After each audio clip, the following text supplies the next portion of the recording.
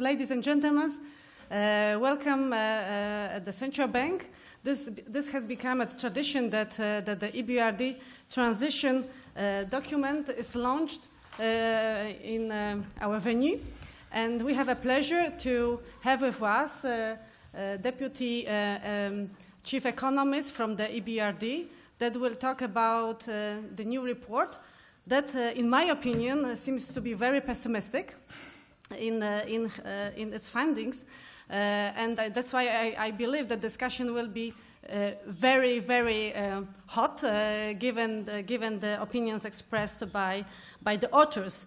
Our agenda is as follows: that after my introduction, I will ask Andrzej Raczko, a member of the board, to have like opening remarks. After that, we will have presentation of the report, and after that presentation, we plan to have a session with Q&A, and after that, we invite everybody for lunch. So, Andrzej, the floor is for you. Thank you very much. So I have a great opportunity, and of course a pleasure, to discuss today the year's transition report, which has a very stimulating title, Stuck in Transition. And if you read this report, the EBRD view is very clear. The global recession and Eurozone's crisis, risk aversion of financial institutions caused outflow of foreign capital from so-called countries in transition or transition region. So far, the foreign capital was a crucial factor of those economies' growth. In these circumstances, some of the countries in transition may be so-called stuck if they don't elevate own internal and activate all internal factors which may elevate economic growth, regardless this outflow of foreign capital.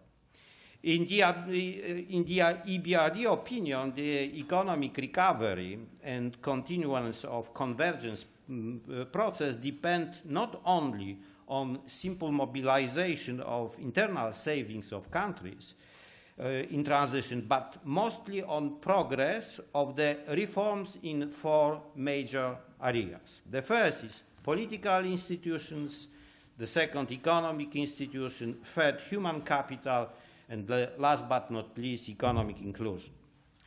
The report underlined that one agenda of reforms does not fit to all countries. On the other hand, the analysis presented by the EBRD explained what kind of reforms make process successful more likely.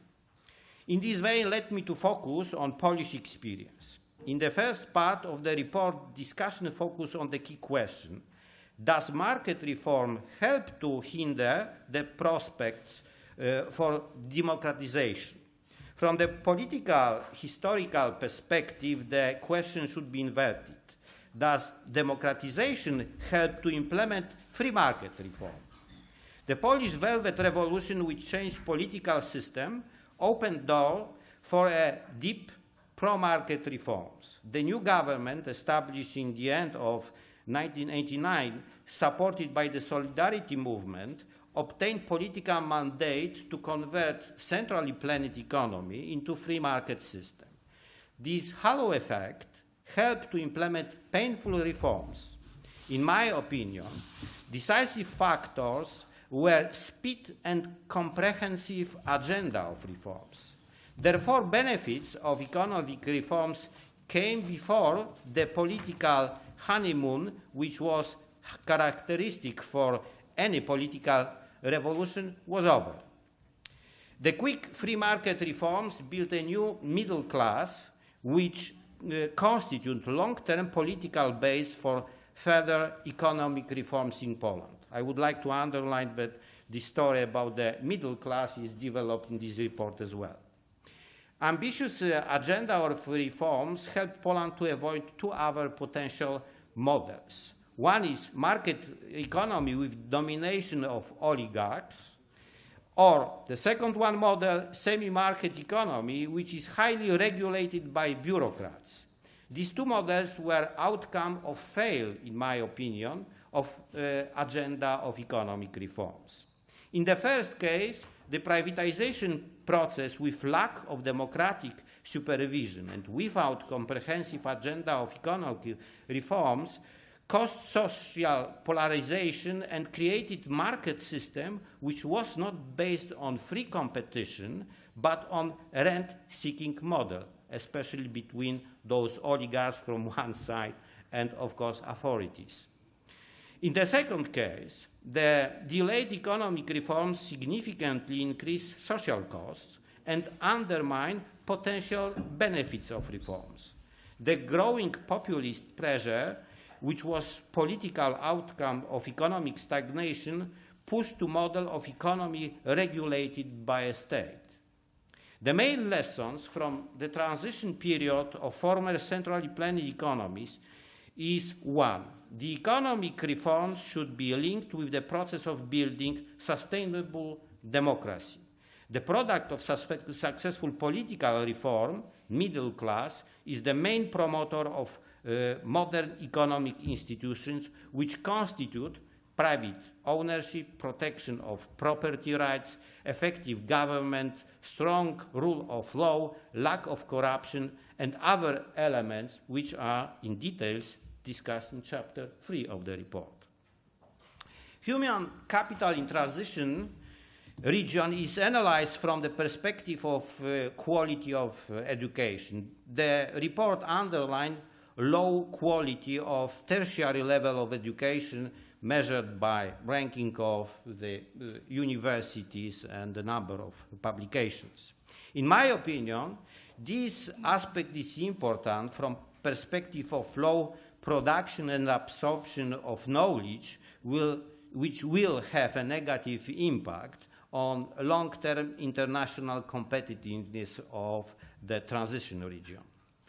Free access to Western European universities for Polish students boosted potential capacity of the highly educated people.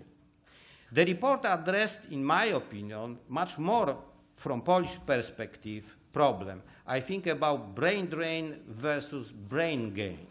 From Polish perspective, country's ability to attract and build path of career for graduated on Western universities people is the biggest challenge for not only public but as well for the private sector. Poland has own experience with economic inclusion issue. The transition process was not win-win game. The best indicators in this respect is a high structural level of unemployment. Although income inequalities were not leading factors in the first year of transition, other components, in my opinion, significantly limited access of economic opportunities. For instance, low labor mobility due to housing problems was the key factor and is not typical for the rest of countries which are discussed in the report. Of course, my short comment does not address all interesting findings of the report. I would like only to present my personal view of Polish lessons in the context of convergence at risk. I think that the report may start exchange of views and initiate dialogue about the adequate economic policy and reform agenda, which help to put economic expansion of transition region back on track. Thank you very much.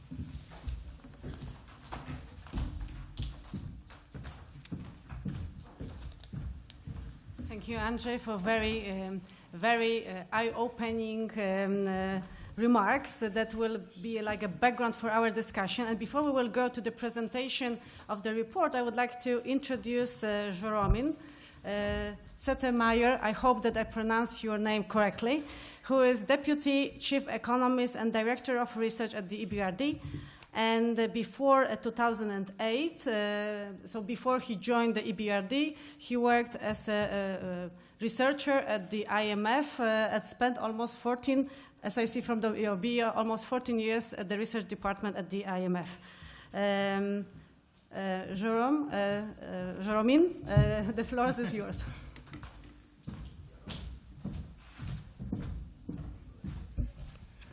Thank you so much, Katarzyna, and thank you, Andrzej, for a really very, very nice introduction. I mean, in a sense, Andrzej has really summarized the essence of the transition report. So, we would almost be in a position to just go straight to the discussion, but then, I would probably get fired in London. So I will nonetheless take you through this discussion, which is just an elaboration of the themes that Andrzej has given. And occasionally, I will go back to a few things that he said, because we actually do not say much about Poland, partly because everyone, I mean, not everyone, but the Polish experience is very well known, particularly the first decade. And, of course, we are, in some sense, in this report, concerned with countries that missed their initial opportunity, which Poland fortunately did not do, and how to get them back on track. But I will get to that.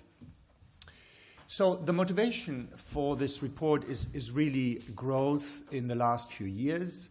So this chart shows for two of our important sub-regions, Central Europe and the Baltics, and then Southeastern Europe, the growth trajectory since 2003.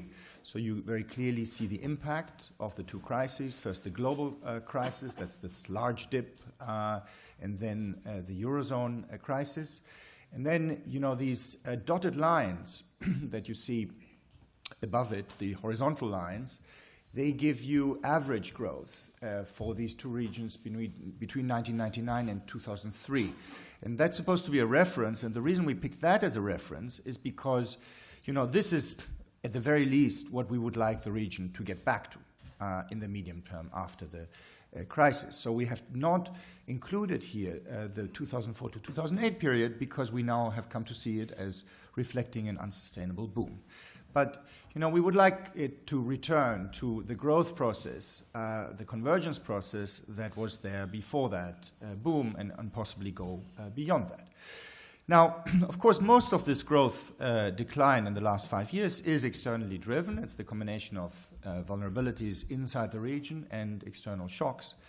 But whenever you have these very, very large crises, protracted crises, there's always a worry that it would be the beginning of a downbreak in trend growth. So if you see historically, for example, the oil shock of the mid-1970s led to permanently lower growth in most advanced countries. And so the worry that we and many others have is that this very large shock will also lead to permanently lower growth in the countries where the EBRD operates. Now, as you will see, the essential story of our report is a little bit different from the, say, growth pessimism about the region that you usually hear. So the standard reason for pessimism about the region has to do with capital flows. So it takes the view that, fast growth before the crisis was fueled by very rapid inflows, and that we cannot expect those inflows to resume in the medium term. So I don't like this story very much for two reasons. First, it doesn't apply to all countries. For example, it doesn't really apply to Poland. Poland did not go through an explosive credit boom before the crisis. Second, if you look at medium-term capital flow projections, capital flows will come back. They will not come back in quite the exuberance that we had just before the crisis. But that is not desirable, right? That was generally an unsustainable boom.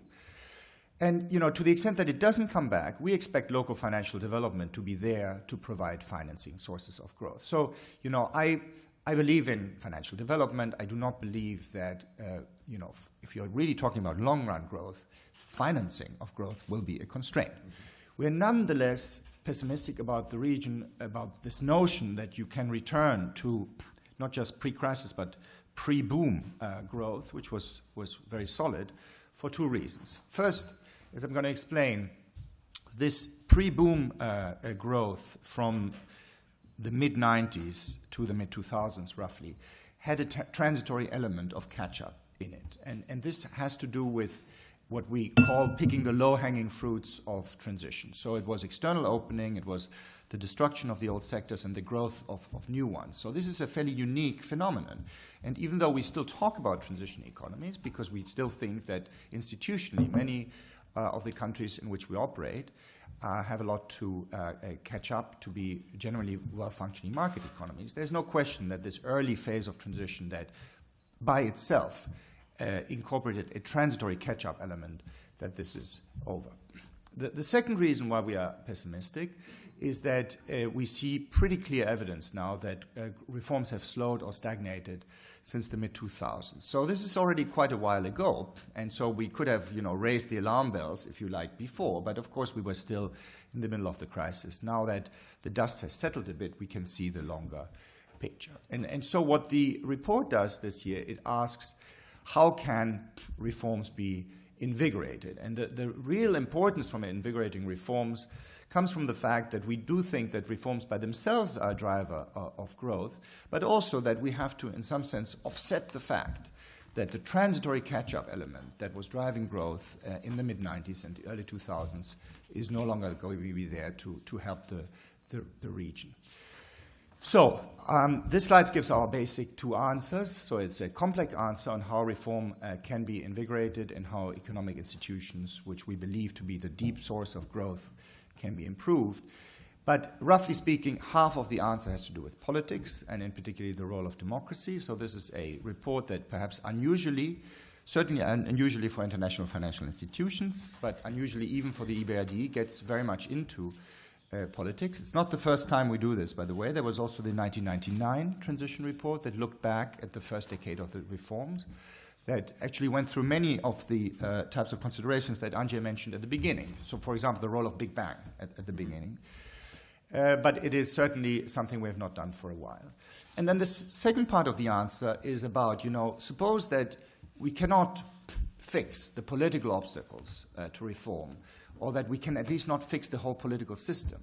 What are more piecemeal, more pragmatic steps that one can do to invigorate reforms? So that's the outline of the report. Okay, I've already given you the answer to why we think convergence has slowed. It has to do with this end of productivity catch-up and then the fact that reforms have stalled, even in less advanced transition countries. Unfortunately, this doesn't mean that we're necessarily happy about the advanced transition countries either, because here we have seen some very recent sign of reform reversals, and I will show you some evidence of that. So let me go quickly through the first argument, which is about productivity catch-up and its sort of transitory nature. So what you hear from this chart is a decomposition of the sources of growth from 1993 to 2010. We pick 1993 because it's the year where everyone is in transition. If we had just dealt with Central Europe, we would have picked 1989, but we picked 1993 to also have the former Soviet countries in them. And so the main message from this chart is that the transition countries, which is the fourth bar here, that they are very unusual in that growth during this period is overwhelmingly driven by total factor productivity. So it's not driven by accumulation of physical capital, it's not driven by a growth of the labor force, it's not even driven by better skills of the labor force. It is driven by the unaccountable increase in productivity that you cannot assign to any of those factors. Essentially everything working together better, the efficiency of the economy. We have put Poland there separately, not just because it is polite to show the country where you are presenting the report, but because it makes an interesting point, which is Poland is a little bit closer, if you like, to the Asian experience, which had a lot of productivity growth, but also a lot of physical capital growth. And my interpretation for that is that it partly reflects the fact that transition started earlier in Poland. So this is from 93 to 2010. So if we had put in 89 there, I think you would have seen a bigger blue bar and maybe a smaller red bar, which is physical capital, because the red bar reflects the net effect of destruction of the old capital stock and building of the new one. So essentially what we will need given that we don't think the blue bars can sustainably be that large from the transition region, is human capital growth and physical investment to take a bigger role. And so reforms are important, not just because they're good for total factor productivity growth, so they offset the fact that the transitory effect will be gone, but also because they stimulate investment and physical capital growth. So let me give you a sort of a sense of why we think that this catch-up effect was transitory. What's the best way to point this? Now, got it. Okay, so this is this chart here shows you total factor productivity levels, so the levels of efficiency of these economies in 1993, and we have drawn the level of efficiency for each economy by levels of per capita income. So on one axis we have, if you like, economic development or wealth of these economies. On the other hand, we have efficiency. And it's not surprising that you have a very strong positive correlation. The more advanced economies also have higher levels of total factor productivity. This is one of the reasons why they are more advanced. So this is as many countries as we could get data of. This is data from the International Comparisons Project, so it's not our data. And we have just painted the transition economies in red. And so you see a bunch of interesting things there. The main thing you're supposed to see is that the red dots are all below that line, the regression line. And so this sort of reflects the fundamental inefficiency of centrally planned economies as they go into the transition process. The other interesting thing is that you can see that the economies that started their transitions earlier, so the most extreme case is Hungary, of course, which already started before the wall came down, and then Poland, which started in 1990, that they're much closer to that line. So you see we have, again, to make it clear, we have given Poland a different color. It's in yellow, and big fat yellow blob, there it is. And Hungary is even a little closer to that line. Okay, I'm now going to show you how these points began to move as you go through history, and I'm going to do it in several stages. So this is the sort of years ticking by. So the reason I'm stopping here is because in '96, this is the first year where Poland is right on, or actually slightly above the regression line. So as far as this initial catch-up effect is concerned, that comes purely from the destruction of inefficient sectors and international integration, that initial transitory phase, according to this metric, was over in Poland as early as '96. Of course, transition wasn't over because all the institutions still needed building. But that initial freeing up of the economy produced that efficiency-boosting effect.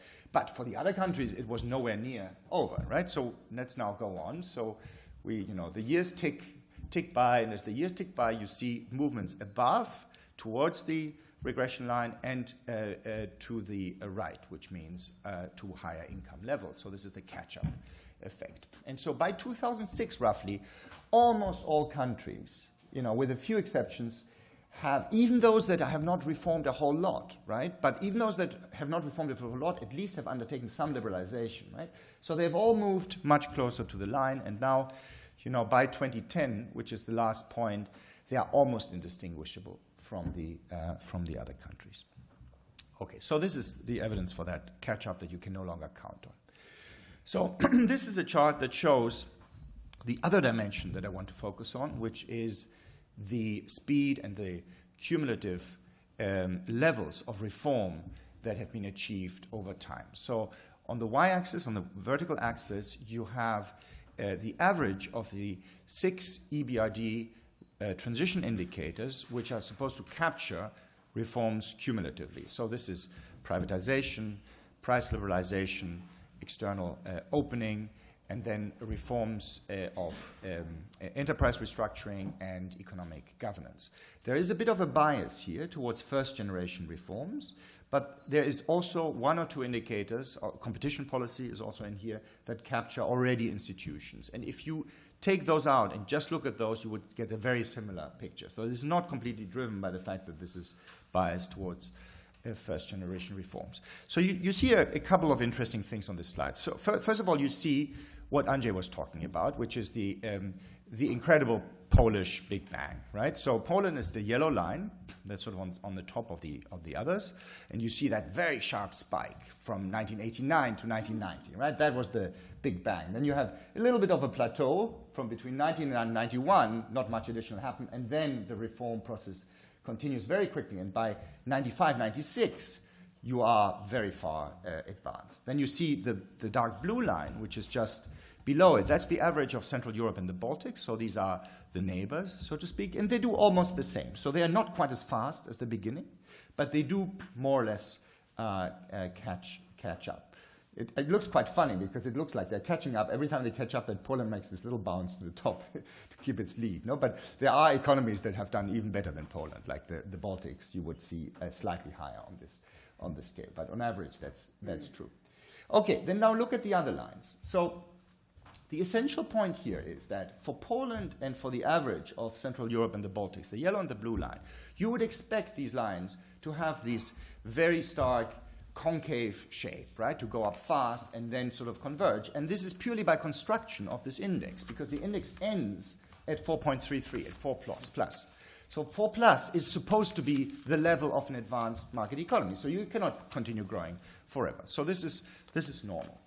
But it is not normal, and it is not good that you see the same concave shape, so fast progress at the beginning, but then a leveling off at a much lower level for Central Asia and for Eastern Europe and the Caucasus, right? So these are countries where reform seems to have stagnated since the beginning of the 2000s at levels that are far lower than the levels at which stagnation set in Central Europe and the Baltics.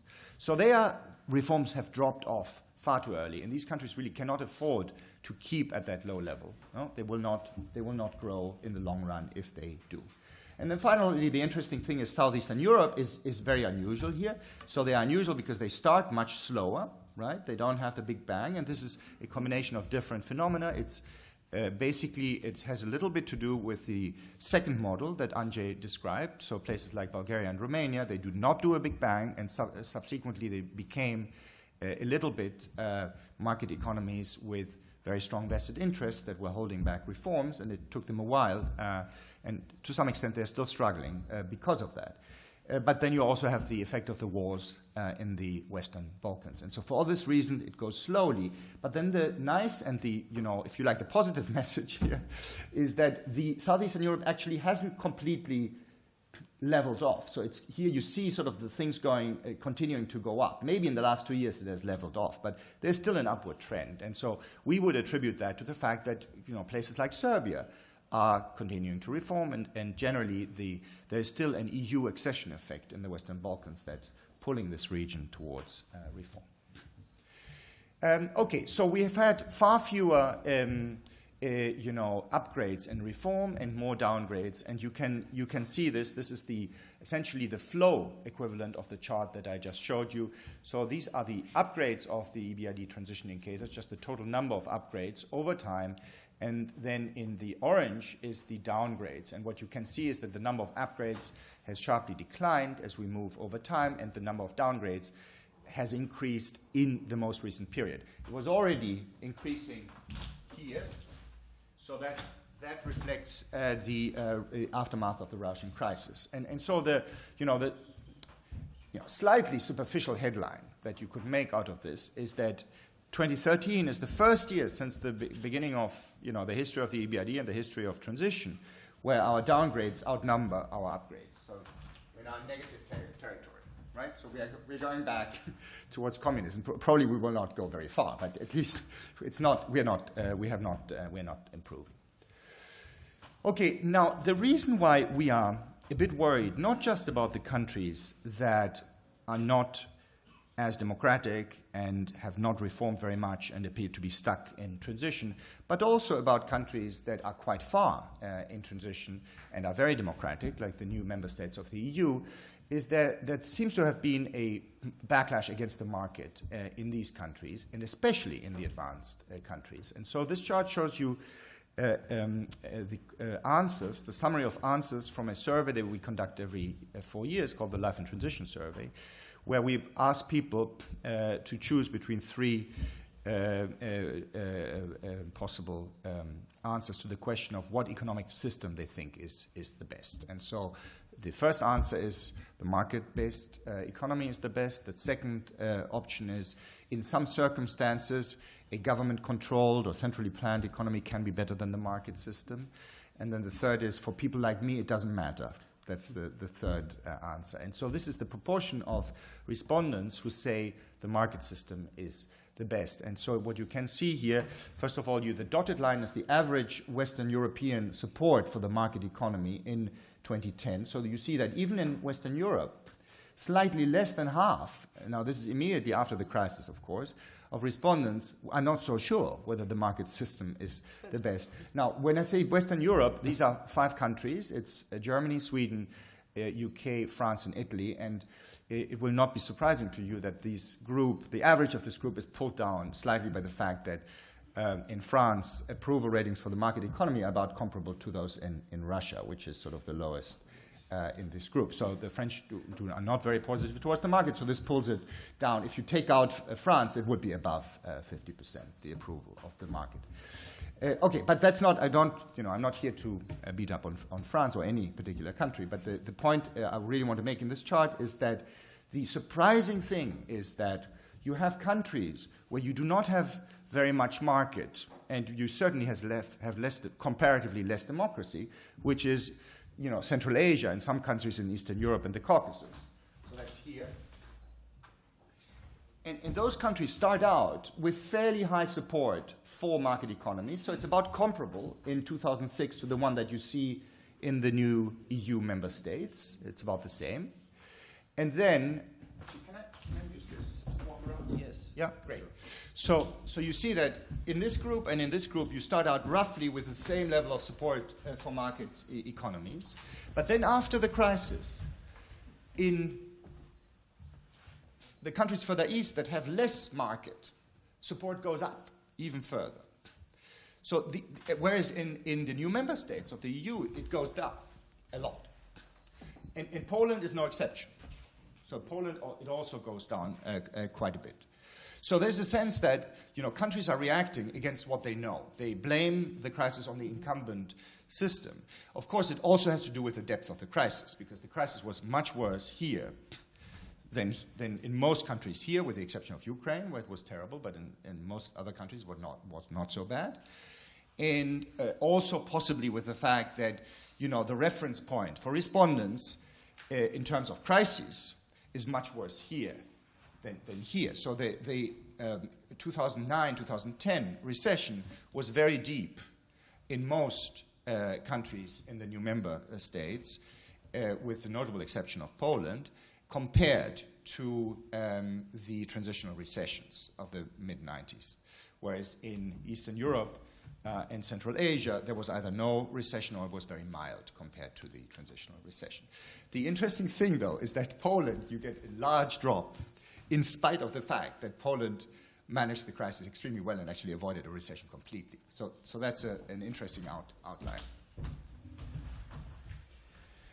Okay, and so we think that there is that the fact that we are in recent years seeing, essentially retreat from reform must have something to do with this anti-market backlash, indirectly, through the political system, precisely because these are democracies. And so what this does here is it gives you the level of sector-level downgrades that the EBRD does every year. So the way we measure transition in 2 ways. There's sort of a country-level transition indicator, and then for the last 3 years we have done transition indicators looking at the degree of competition, ownership, and quality of institutions for 15 sectors in the economy.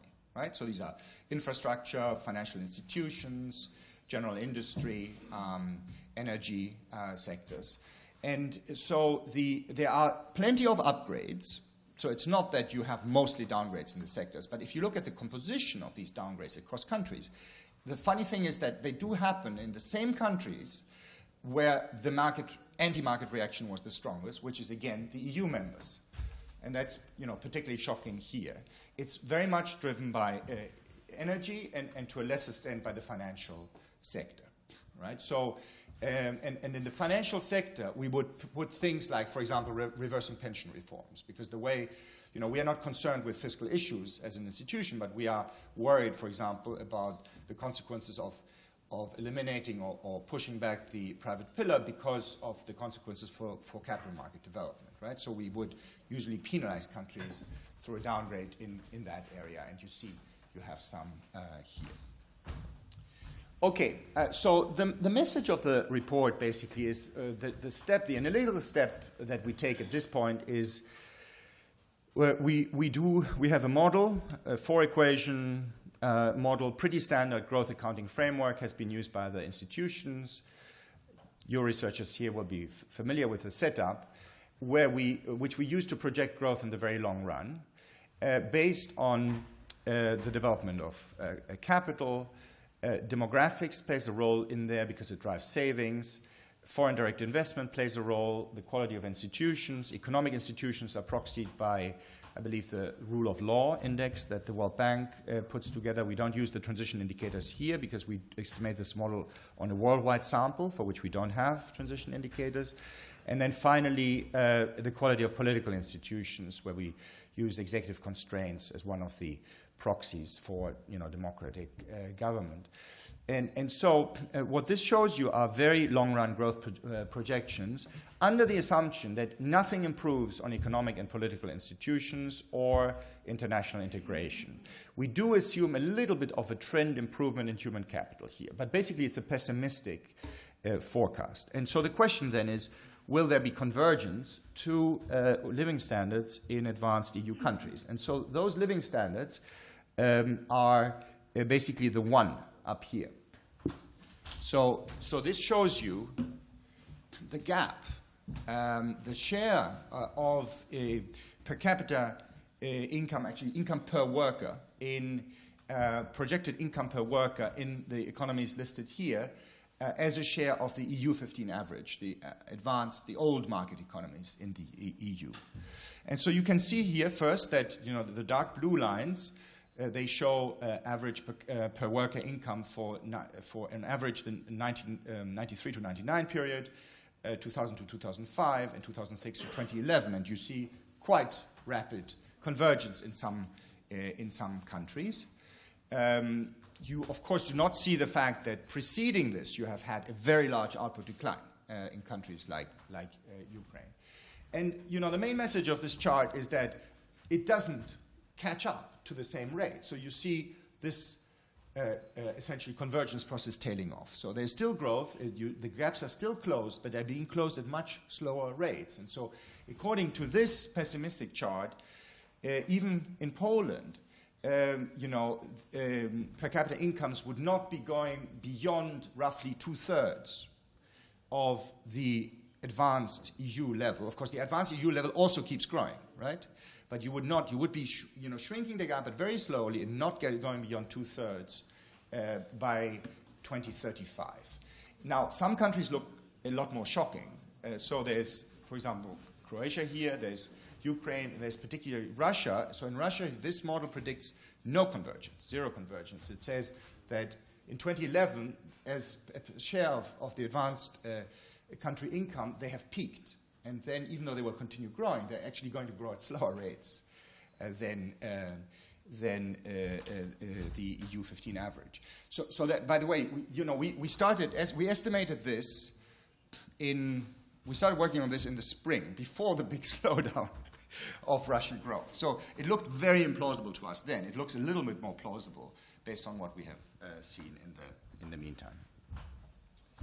Okay, so I think I have to go a little bit faster. So what we then do is we basically simulate the effects of better economic and political institutions, right? So the way it works is that we assume that on all dimensions that are growth drivers and that we have kept constant, so international integration, human capital, rule of law, and executive constraints, the political proxy, within the period of the forecast here, which is until 2035, countries will catch up slowly to the best practice in the EU. That's the assumption. Not immediately, otherwise you would see a much bigger effect, but slowly over time. And so the yellow bars show you what that would do for growth, according to this model. Now, it still doesn't look so fantastic, right? That's because, if we had cut off the axis here, it would look more dramatic, right? But the important thing is that you get rid of this concavity, right? It perks up again. It goes in the right direction, and it makes a big difference for some countries. Like for Russia, it's quite critical, right? So you go down, and then growth recovers and goes back up again. Okay, so the real question, so far this is supposed to be the introduction, but I'm conscious of time. So I will take you through the second half, which is trying to answer the questions that is raised by these charts a bit more quickly. Okay, so what are the big questions? So the first is, from the chart that shows the stagnation of the transition indicators, there is a clear sense that the countries that have stagnated in reforms at lower levels are the less democratic countries, right? So from there, you have a sense that maybe there's a relationship between political systems and economic reform, and so we want to explore that. We also want to see whether there's a relationship the other way, because if you do conclude that, in fact, democracy is a driver of reform, I mean, the obvious question is, how long will it take for the countries that are not so democratic to democratize? Is there any chance that they will ever democratize? So we have an actual political chapter, which is chapter 2 of the report, that's supposed to answer that question. Then most of the emphasis of the report is on this question of, okay, well, suppose that there are no revolutions, there are no quick gains on democracy. How can one still make progress? So that's the third question here. We then have a chapter on human capital and how it relates to the quality of institutions, and then finally we get to the issue of economic inclusion. So I cannot cover everything today, and so I will focus mostly on the third point, which is what can countries do given their broad political constraints. But I will also very briefly talk about these three. I will cover them with like 2 or 3 slides each. First, I will give you a sense that indeed democracy seems to be causally associated with better reform prospects, at least in our set of countries, formerly communist countries. And I will give you a very quick overviews on human capital, and if I get to it, also on inclusion, even though I may drop this if we go over time. Okay, so this chart here gives you the correlation between democracy and cumulative transition. So on this axis, you have the same measure that we had in the stagnation chart. So this is just the EBRD average transition indicator in 2013, I believe, or 2012. Right. And on this axis, we have the level of democracy. And so democracy is measured according to a very widely used measure, which is the polity measure that's compiled by a bunch of political scientists, and they've been doing this for 15 or 20 years, and everyone uses their data. So I can give, if you have questions about how this is compiled, I can tell you about it. But it's the obvious stuff, whether you have elections, it's the power of the executive, whether there's a parliament that checks on that power, and so forth. Okay, so these are all of our countries plotted here, and so, there is a rather stunning correlation between the level of democracy and the level of economic transition. One thing that's interesting is that, you can have quite a lot of reform gains, even for countries that are less democratic, so they're negative territory here as far as this measure of democracy is concerned. But even, improvements in political systems in this negative territory seems to be associated with more reform. Then you sort of cross over into the genuine democracies here, and there you see that the difference between imperfect democracies and not so democratic countries over here in terms of reform is not very much. So there's this S-curve thing. And it's only when democracies get really advanced that you see another push. And so you have the advanced Central European and Baltic countries up there. Okay, the other thing that you see in this chart is that democracy obviously does not explain everything. So you have a lot of variation in the level of reforms at the top, and you also have a lot of variation at the level of reforms here. So there must be other things going on. This said, we do believe there is a causal relationship between democracy and reform, and the way we try to show it in the report is in two ways. We have some statistical analysis, which I'm not going to go into in detail, but we also I want to show you the results of two natural experiments, if you wish. So the first natural experiment is Belarus's democratic reversal in 95. So believe it or not, in 95, Belarus had, according to the polity scale, the same level of democracy as Poland. They were both imperfect democracies. So it was not very different from the Baltics either at that point. But then, something happened, and it went, from, say, +5 or something like that on the polity scale to -8. Okay, very drastic event. These are all the countries that were imperfect democracies at the same time in 95, but continued to become more democratic, so did not experience this. So this is our control group. So this is what happens from countries that were in the same initial position politically, but continue to improve. And you see there is this huge difference. So the main point here is, of course, you have differences in initial levels of reform, which are shown on this axis. So the red bars are the initial levels of reform in 95. But the main point here is that regardless of the initial level of reform, the countries that continued in their transition to democracy continue improving on reform. Whereas in Belarus, it just stops. And in fact, it goes down very slightly. So this is the first example. Then the second natural experiment is the opposite. So you have Serbia and Montenegro, who were very nasty dictatorships in the 1990s. So this was the Milosevic regime, but then it ended and they became democracies. And to a lesser extent, to a far lesser extent, you also had democratizations in Croatia and the Kyrgyz Republic. So these are, this is now not the same year, but this is with respect to the year of democratization. So this was in Croatia about the same time as Serbia and Montenegro. This was the end of the Tudjman era. And in the Kyrgyz Republic, I think it's in the mid-2000s when they have big jumps in the polity scale. And then here again, you have a control group. So these are countries that in terms of the level of democracies were comparable to these countries before they democratized. But they did not democratize much further then. And so what you see is here, in all of these countries, you have slight improvements in reform, but not very much. Whereas you have these huge improvements in reform in Serbia and Montenegro.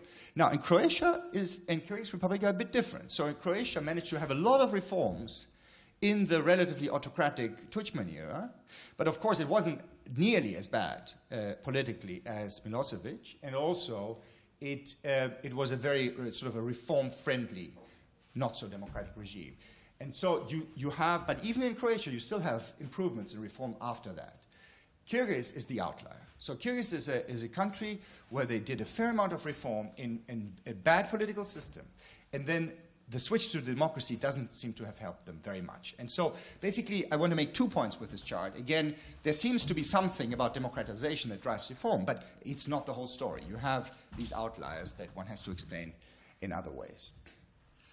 Okay, so that brings me then to the next question, which is what can we do given a political system to improve economic institutions? And so roughly, the first thing I need to do is explain what I mean by economic institutions. So there is a wide variety. I mean, essentially, economic institutions means whether the ability of the state to provide a framework that's supportive of the private sector. That's the way I would define it. So one way of measuring this is with our transition indicators. So these EBRD country-level transition indicators, they are essentially cumulative market reform measures, but they do not capture very many aspects of the quality of institutions. They're really about counting up reforms. There's no sense how effective government institutions are, or to a lesser extent this is captured. There's another set of indicators by the World Bank that is really focused on this effectiveness. So you have 4 sub-indices. They're the rule of law, regulatory quality, control of corruption, and government effectiveness. And they are plotted here as these little round bubbles. And then finally, there is a further indicator, which is an alternative, which is the doing business. And so they have an aggregate measure that summarizes the doing business scores and the various rankings called the distance to the frontier. So the difference between doing business and the global governance indicators is that doing business is really about laws on the books. It's objective measures of quality of institutions. But they don't ask people about, corruption experiences or whether they feel that tax administration is haphazard, whether local bureaucrats are helpful. These sorts of things are in the blue line. And so my feeling is that the World Bank governance indicators are the broadest and the best measure of quality of economic institutions. Again, we have shown you where Poland is here. So Poland is, this is according to, I think, rule of law. It's ordered according to rule of law. And so I'm not exactly, or maybe it's an average of these quality things. And so the CEB countries are the most advanced, with Poland just above the Slovak Republic. But the point here is also, these are all correlated, so it doesn't matter so much which you use. The one that's least correlated, interestingly, with the others is doing business. So doing business is these triangles, right? And so you see some cases where the triangles are far above or below. In the case of Poland, right, you're not so great on doing business rankings. I think it's like 55th or something. I think Poland ought to do better, it can do better, and so forth. But it also shows that it's not typical for the quality of economic institutions, that on average, Poland does better. Whereas other countries like Georgia, for example, do very, very well on doing business, but not on the other economics. Okay, so basically, how do we answer the question of what can countries do? So I'll give you just the summary answer. So we identify essentially 3 things that countries can do other than going on the street and kicking out the dictators. They can do three things. So one thing that we find works everywhere, regardless whether you are a democracy or whether you're not, is international integration and external anchors. So this seems to help the quality of economic institutions. I'll show you some evidence for that in a second. Then there's a category that I would call feasible political reform. So if you are in a less democratic system, you may not be able to change the government at the top. Of course you're not. You have to operate. I mean, think of the perspective of a well-meaning, high-level policymaker in government. He or she cannot do anything against the president or the president's family. So the question is, what else can you do? And so one thing that you may be able to do is political reform at the local or regional level. And the reason why this is very important is because that's where the business environment actually happens in many dimensions. So I will show you some evidence of that. And then finally, for democracies, something you can do is national level electoral reform, or just make the system work better. And so there have been some constitutional changes. The Kyrgyz Republic was formally a democracy even in mid-2000s, but it didn't work very well at all. The president had too much power. The president became abusive. So they kicked out the president and changed the political system to proportional representation. And of course, there's a general sense in our region that we even flagged in '99 in the first transition report on politics that proportional systems have worked rather well, better than majoritarian system in our region. And then finally, there's a third category, which is sort of at the border between feasible political stuff and revolutions, which is political windows of opportunity. So what I mean here is relatively small political changes that do not completely change the system, even though they are quite pivotal. And then they give you a window of opportunity of improving economic institutions. And so what we do in the report is we have a comparative case study of 4 countries. And in 2 it worked, and in 2 it didn't. And so given that we are all very worried about Ukraine these days, I want to probably quickly take you through those. So some reform or some evidence on these factors. So we do a regression exercise, panel regression worldwide. We try to address inverse causality concerns through the technique. It's not very perfect. It's not a regression approach that I would expect to be published in the American Economic Review, but it's sort of a good faith attempt of doing essentially multivariate analysis that looks at several factors at the same time. And so the basic result of that analysis is on this chart. So what this does is it decomposes the difference in the top 5 in the quality of economic institutions measured by the World Bank governance indicators in the top 5 transition economies compared to the bottom 5 transition economies. So it basically asks the question, according to our statistical analysis, what explains the difference between the best and the worst performers? And so it has various possible causes for these differences here. So one has to do with things that countries cannot control: geography, history, ethnicity. This is about which colonial empire you were in. right? For Poland, of course, this is a slight problem because you were in several empires. You had the Prussians here, you had the Russians for the most part. And so it's a little bit complicated. I'm not quite sure how we code Poland on this one. And then, actually, no, I think in this regression, history is just how long you have been around as a separate state. I think this is what it matters. There's a nice box on the influence of empires, but it's not here. EU membership, so this is where you are, whether you are an EU member in 2011. Then the income per capita. The reason we control for income per capita is because, even though it reflects many unexplained things, is because if we don't, then we couldn't know whether democracy is really just democracy or whether it just picks up income per capita. The natural resource curse. So it turns out that having natural resources is bad for your economic institutions, and that explains quite a bit of the differences. But the big winner in this regression is openness. So this is trade and financial integration. And it also explains, by the way, why the EU effect here is relatively small. So if you were to suppress financial openness from this regression, the EU effect would become the biggest of all. So basically the EU operates in 3 or 4 ways, right? It's trade openness, it's about free flow of capital, it's about free movement of labor, where we are having an interesting discussion, once again, in the last few days. And then it's about just the direct effect of a common institutional standard on your local institutions, which is done through the acquis. So if you like, since we're controlling for trade and financial openness here separately, what this captures is the effect of free movement of labor and that direct institutional effect. And so this, however, the point here is that you don't need to be in the EU to benefit from this, right? And so countries like Kazakhstan can and have also benefited from that. Okay, now, political reform within the constraints of the prevailing system. Like I said, for democracies, this is about electoral reform. For any country, it can be about local reform. And so this is particularly important, I think, in places like Russia, where you have a lot of heterogeneity, as you will see. And there's very nice evidence that attempts at top-down reform, and there were good reform attempts in Russia in the early 2000s, they don't really trickle through to businesses unless they are implemented at the local level. And whether they are implemented at the local level depends completely on accountability and transparency of local administrations.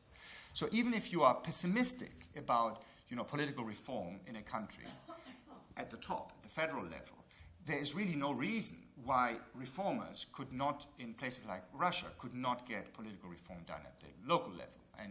And so there is a sense in Russia right now, there's an agency for strategic initiatives that's trying to create some competition across regions. And so this is a useful way to go. And so part of it is reflected in this chart. This shows you the extent to which corruption is viewed as a top business environment obstacle in various Russian regions. This is based on a regional version of the Business Environment and Enterprise Performance Survey that we did in Russia 2 years ago. And so you see some countries, which are these yellow ones, where corruption just is not in, some regions where corruption is not an issue, and then others where corruption is a super big issue. So clearly, if you have such big variance within a country, there must be something that you can do at the regional level to improve the business environment. So let me finally get to this windows of opportunity. How much? 5 minutes, yeah? So I will probably just do this, that show you one chart on human capital and stop, and forget about inclusion. Okay, so sometimes it happens that, fate, opportunity just comes along. And usually it comes along in the form of an election that drastically changes the government, or it comes along in the form of a popular uprising, which, like the Rose Revolution or the Orange Revolution. And in those moments, you can really change the culture of a place and the quality of economic institution. The problem is, sometimes it works and sometimes it doesn't. So we did these 4 case studies. Georgia is the Rose Revolution, Ukraine is the Orange Revolution, the Slovak Republic is the election after the end of the Mečiar government, which put into power a coalition of reformers led by Dzurinda. And then Romania is the first election which brought the liberal and pro-market forces into power. Until 1995, Romania was essentially governed by a post-Ceausescu regime that was opposed to reform.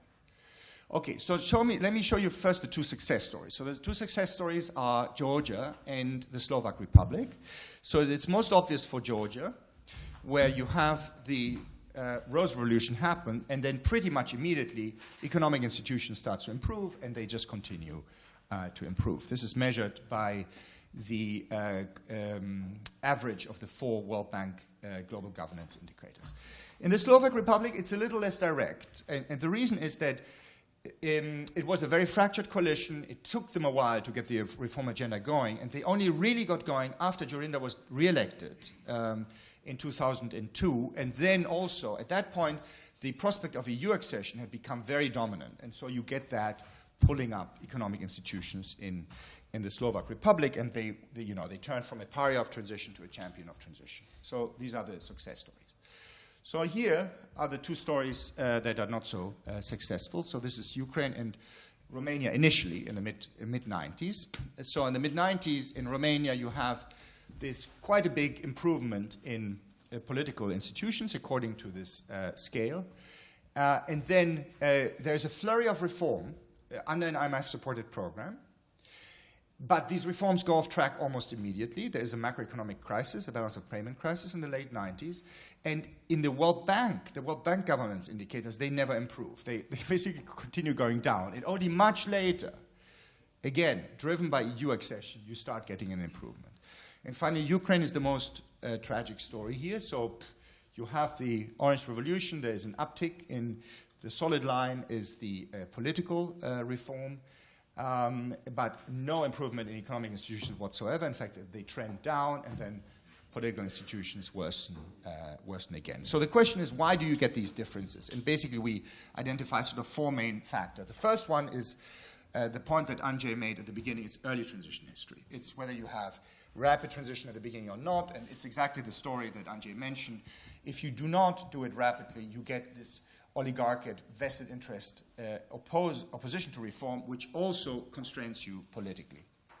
The second is political polarization, and this is a little more mysterious. So this is about countries, whether the pro-reform and anti-reform forces are approximately of equal size. If they are of equal size, it makes it very difficult, even when the pro-reformers get into government, to get something done, because the civil service and maybe the reformers themselves are going to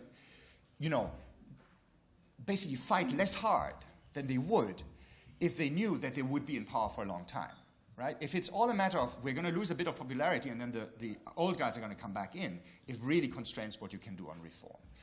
Then we have 2 things that are a bit more hopeful. So early transition is in political polarization. That's kind of a given when you have your window of opportunity.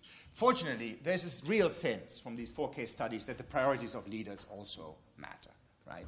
And so clearly, someone like Mikhail Saakashvili, he, maybe a politically controversial figure, and we're not commenting on that, but it was very clear that his priorities were economic reform, and particularly to stamp out corruption in Georgia. And from the perspective of businesses, he was very successful at doing that. Whereas, Viktor Yushchenko's priorities were perhaps not so much on corruption and more on, building a national Ukrainian culture. He just did not care as much about this. Maybe personal interests had something to do with this, maybe not, but he did not make it a top priority.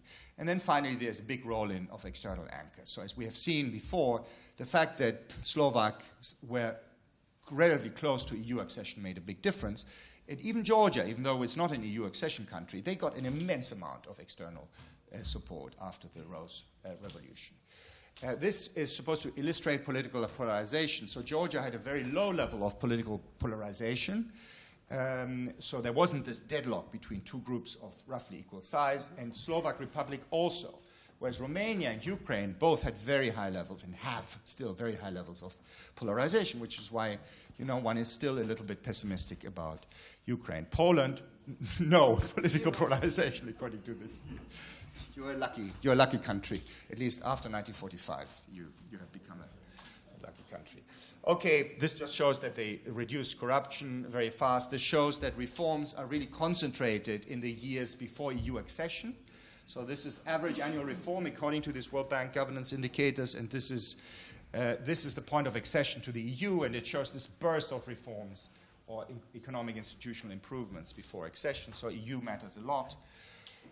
Okay, so let me just show one thing on human capital. So basically the bottom line on human capital is what Andrzej has said. So we think human capital is very important, not only because it's directly important for growth, but because it interacts with economic institutions in important and subtle ways. It makes, it creates capacity to improve government effectiveness. That's an obvious point. It's important at critical junctures. When you have this window of opportunity, it's important to have not just leaders, but people around leaders that can really run with the ball. And finally, it's important through economic inclusion, because if you have good quality of education, you're going to have less young people who are on the streets and are opposed to reform and are a drag on fiscal policy, for example. So it's very critical in all these respects. So this is the famous comparative chart, and I'm going to stop after this one. So this compares advanced countries, transition countries, and then Poland. We have broken out separately on 3 dimensions. The quality of secondary education. So this is the PISA stuff. And then we're trying to find measures of quality of tertiary education. The problem is you don't have them, right? There is no PISA study which tests economic graduates. I'm sure that actually Poland would do very well if you had that, no? But in the absence of having that sort of measure, we looked at 2 things. We looked at the number of US science and engineering doctorates of graduates from these countries, right? So this is how many graduates of places in Poland go on to get PhDs in the US. And then we look at number of patents granted. This is not such a great measure because, of course, innovation has to do, patenting has to do with lots of other things in addition to education. But these 2 I quite have liked. And so, on secondary education, there's basically no difference, right? In fact, there's literally no difference between the advanced European countries and Poland when it comes to quality of secondary education. But here there is a big difference. Now, I was thinking, in fact, it's so big, and the one thing I don't like about this chart, which is why we seriously considered dropping it before coming here, is that the fact that Poland seems to do even worse than the average transition economy. Now, after Andrzej's introductory remarks, I think I have an excuse for that, which is, I think what this measure does, it counts not the number of Polish nationals getting US science and engineering doctorates, but the number of Polish graduates. So if you got a degree in Germany and then you go to the US, I don't think you're counted as a Pole here. So that may drag down the Polish bar, but I will get you confirmation of that. But either way, it's very clear we have a very large gap in tertiary education and the quality versus the other countries. And also there is a gap on one other dimension, which I'm not going to go through because you're going to cut me off, but I just want to mention it, which is returns to education. So one of the problems in advanced economies is that even if you have good quality education, there is often not a big motivation to go and get an advanced degree because your salary doesn't, in expectation, go up very much. And so the decision to invest in higher human capital is more difficult to take.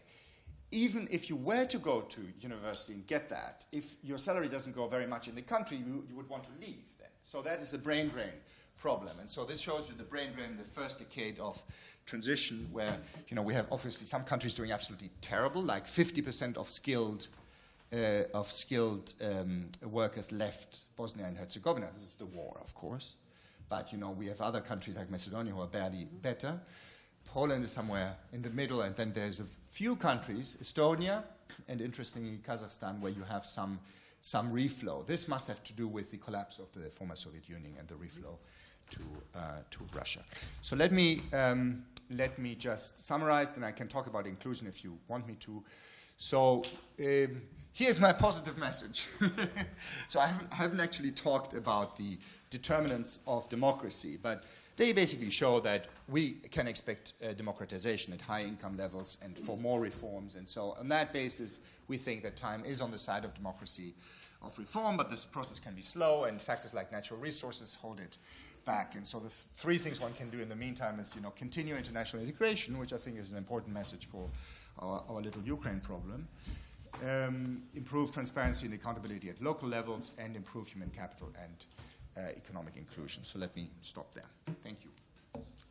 Thank you, Jeroen, for excellent presentation. Once again, thank you, Jeroen, for excellent presentation. It was extremely interesting. That's why I didn't interrupt.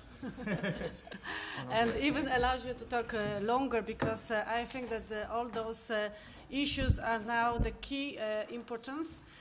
Particularly here in Poland, we discuss a lot about innovation, about human capital, about the risk of the middle income trap.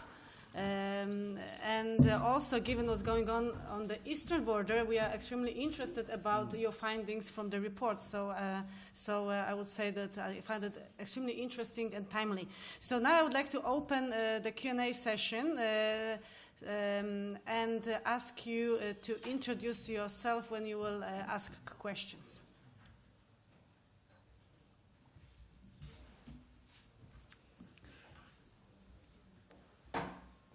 And the microphone.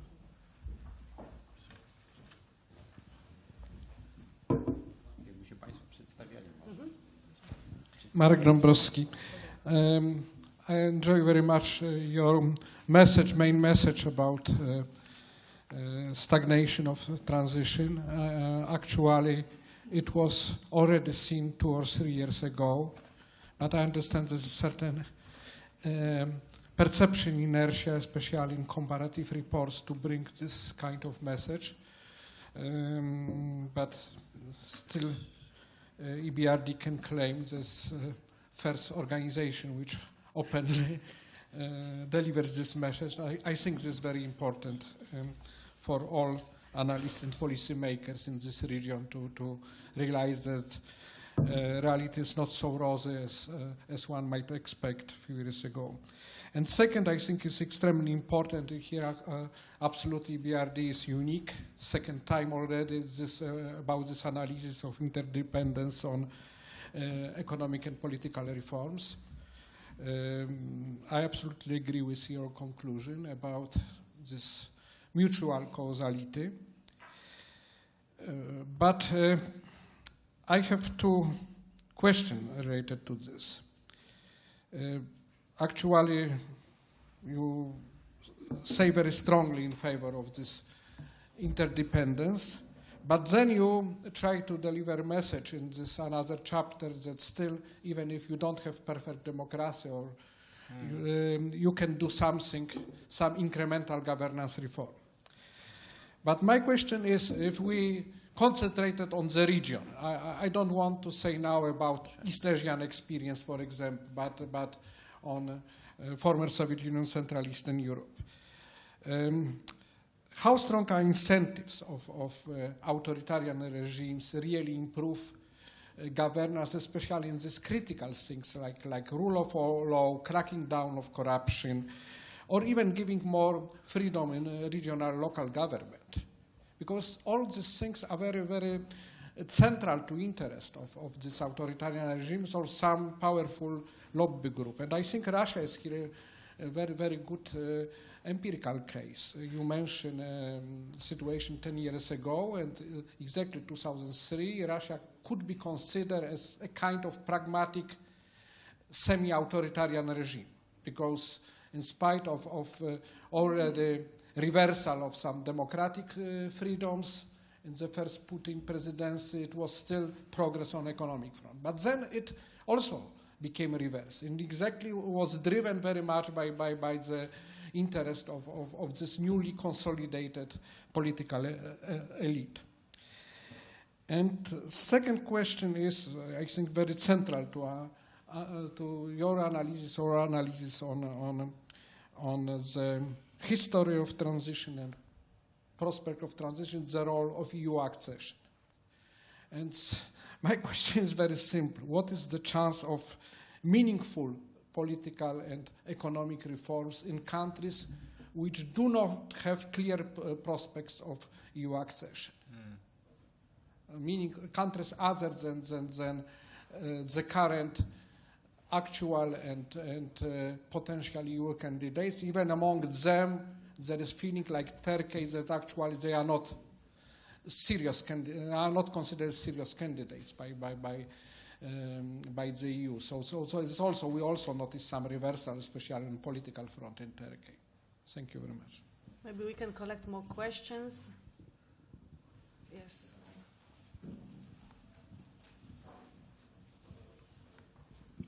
Ryszard Michalski. Mr. Zettelmeier, thank you very much for your interesting presentation. But I have two questions connected with it. First one, you didn't mention at all that inequality of wealth, income inequality among households is a very important factor in human behavior. So could you elaborate a little bit more on the issue, how inequalities such kind influence the performance of transition economies? Second question is connected with your remark that the significant decrease of capital inflows to transition economies is transitory one, and it will reverse in the nearest future, as I understand, or time.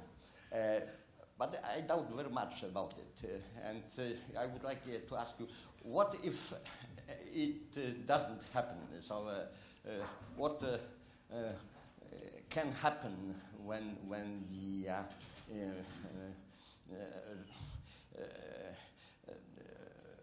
let's say reversal of these negative tendencies in capital inflows, especially in foreign direct investments,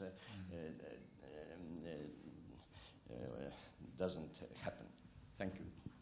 And I see another lady.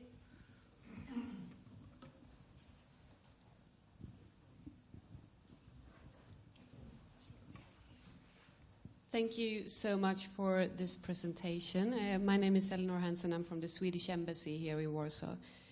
Two questions. You didn't touch upon the demographic challenge of this region and of Poland in particular. So could you mention something about how big is the demographic situation and challenge for the Polish economy in the future? And secondly, what specific reforms would be key in order for Poland not to be stuck in transition or stuck in the middle income trap, given also the forecast of Poland not reaching more than 2/3 of the average EU income if not reforms are carried out? Thank you.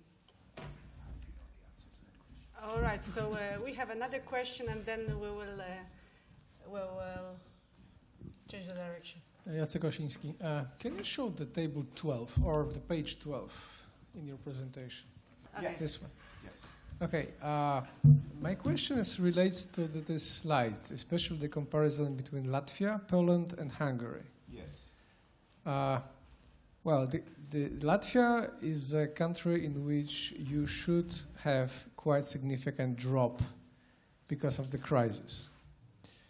In Hungary, you should have, well, something like flat, because the growth was very negligible in the recent years. And Poland has not experienced a slowdown, I mean the negative growth of GDP during last couple of years. And as a matter of fact, it has much higher level of GDP per capita than at the beginning of the crisis. But it seems it doesn't, it's not shown actually in this graph. So can you explain how you computed this? Thank you. Right. All right. Okay, that's Yes. enough. Yeah. Okay, let me just go in the, maybe let me take the last question first. So, The mic. Right. So basically, the crisis is not very visible in these charts. Unfortunately, I could check in the report, but it would take me a few minutes. I forget whether The 1999 is the, and 2005 and so forth is the middle of period or the end of period. Does it say this? No. So I think it is the end of the period. And so what you see here is the crisis is conflated, the crisis effect, with the pre-crisis boom. And that's the reason why one doesn't see it. So I think this bar here, so basically your puzzle is why does Latvia not look much worse here than Poland, right? And the answer is that this bar is the combination of the super fast growth that Latvia had until 2009 and very sharp drop. And so the combination of this, so it's the entire growth period between 2006 and 2011, and the combination of this is still quite fast growth. So that is the proximate answer to that. You were not really talking about projections, right? It was really that puzzle, I think, that you were. Okay, then let me go on to the other questions. So, okay, Marek, I mean your questions were related. So, what is the chance of meaningful reform of when there's no EU accession anchor? So, according to our report, we would say that if you're a democracy, you're okay, even without the EU, provided that you follow certain policies of international integration, which are plausible if you are a democracy. Now, that brings me to your first question, which is, what if you're not a democracy and you're not in the EU, which is almost, I mean, you cannot be a democracy unless, you cannot be in the EU unless you're a democracy. And so what are these incentives of authoritarian regimes to really improve economic institutions? So let me make a valiant attempt to flip forward and show you a backup slide that I had, because I sort of anticipated this question. Okay. Here. Okay, so this is a chart that is about basically natural resource-rich authoritarian economies. This just makes the point that for the EU countries, on control of corruption, which is one of the World Bank governance indicators, that has been essentially improvement, pretty much steady since '96, and then a plateauing. This is the non-EU countries. They started, regardless of whether they were resource-rich or non-resource-rich, they started at a lower level than the EU transition countries. So these are the transition countries that are now in the EU. So these are essentially the countries further east. And then the resource-rich economies have gone steady down, and the other one has gone up. So this is the combination of maybe less democracy and resources. Now, the point, though, is that even then you can do something. So this chart shows you a comparison between two countries, Azerbaijan and Kazakhstan, that both have regimes that are less democratic, but their leaders are very sort of modernization prone. Right?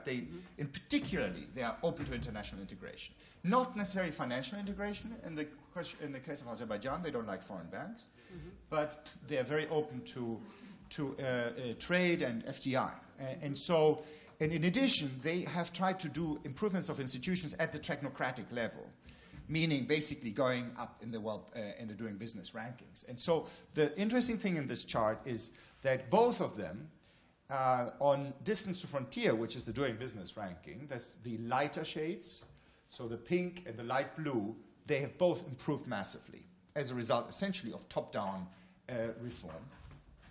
But on government effectiveness, which is a World Bank governance indicator, Azerbaijan has become worse, whereas Kazakhstan has improved. Now, we picked the only World Bank governance indicator which shows an improvement for Kazakhstan.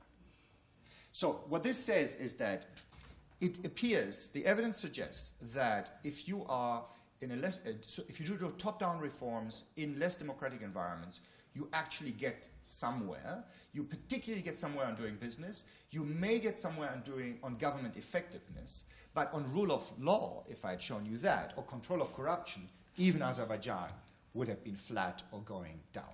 So so the answer to your question, I think it depends on the dimension of economic improvement. Now, so for broad economic institutions, they include rule of law and control of corruption. I agree with you. There, I do not think you can do big improvements in less democratic regimes, such as these ones. Having said that, there is, I think the reason why we are nonetheless optimistic about these regimes is that these types of institutional improvements that are feasible through international integration have an impact on growth, I think, on living standards. So these are countries that can thrive to some extent, even through these limited reforms, and then we hope we're going to be rescued by modernization theory, which is the part I did not cover in my presentation, which is chapter 3 of the report, which says that as you grow richer, you're more and more likely to turn democratic. It doesn't happen very soon. It's not very predictable. Sometimes you have to wait for leadership changes, like the father of the nation dies, hands over, that sort of thing. But eventually, it may happen. I'm sorry, just very quickly. Can I? Yes, sure. So income inequality, that was your question. So we tried to put in income inequality in our regressions. Didn't work very well in this at all, in this sample. So sometimes you get these, we had hoped to find that income inequality is bad for growth. In this sample of countries, there's no consistent relationship. So it's not an easy topic to deal with. And of course, we all know that in transition, income inequality went up initially. What we, however, do is we look at what we call equality of opportunity, which is essentially the extent to which your household wealth is predetermined or is predicted by things that are outside your control, like parental background, whether your father or mother were in the Communist Party, or education of the parents, and whether you're born in a rural or a urban area. And here you see very big differences. So in Southeastern Europe and some Eastern European, Central Asian countries, there's a lot of inequality of opportunity in the sense that your destiny largely depends on what your parents did and where you were born. In Central Europe and the Baltics, with one exception, which is Croatia, I'm not sure why, there's much less inequality of opportunity. So Poland does rather well on equality of opportunity. It has a lot to do with the education system leveling out things at birth. And then we also show in the report that inequality of opportunity does drive perceptions a bit. So if you are in an environment of inequality of opportunity, you are less likely to think that if someone gets rich, it's for the right reasons. You're more likely to think that it's because of political connections or some unfairness. So it has to do with reform. Finally, on capital flows prospects. So if FDI does not recover, I agree with you, this would be very bad. This would be very bad. The rest, I don't care about very much. So we don't think, at EBRD, I think the way we think about capital flows is we distinguish between, the concept is sort of transformational capital. So we do not view ourselves mainly as just closing capital gaps in the region. It's not about scarcity of capital. It's about combining capital with some sort of transformational role, technology transfer, governance transfer. And so for us, our own lending and our own equity investments, we view sort of euro signs, euro dollar, euro bills. They're no euro bills. They're just euro coins. But anyway, we view money as little magic carpets carrying transition impact. The important thing is what they carry, not the money itself. Finally, the question of Eleanor's. So demographic challenges. So we ignore them in these charts, the convergence charts, in the sense that we focus on the growth of output per worker, right? So if you add that in, that demographic factor, the whole picture would look even more pessimistic. However, they do influence our results because through savings. Right? The bad demographics is one of the reasons why capital accumulation is going to be lower in this region, because savings are going to be lower, and that is part of the reason why convergence is less likely to happen. I do not really know the answers on how do we overcome all those challenges, particularly on Polish reforms. I can rattle down a list of reforms that EBRD thinks Poland should be doing. We think there's still far too much state ownership. We think that the business environment can be improved, that red tape can be cut down. There are things about the doing business rankings which probably are somewhat meaningful.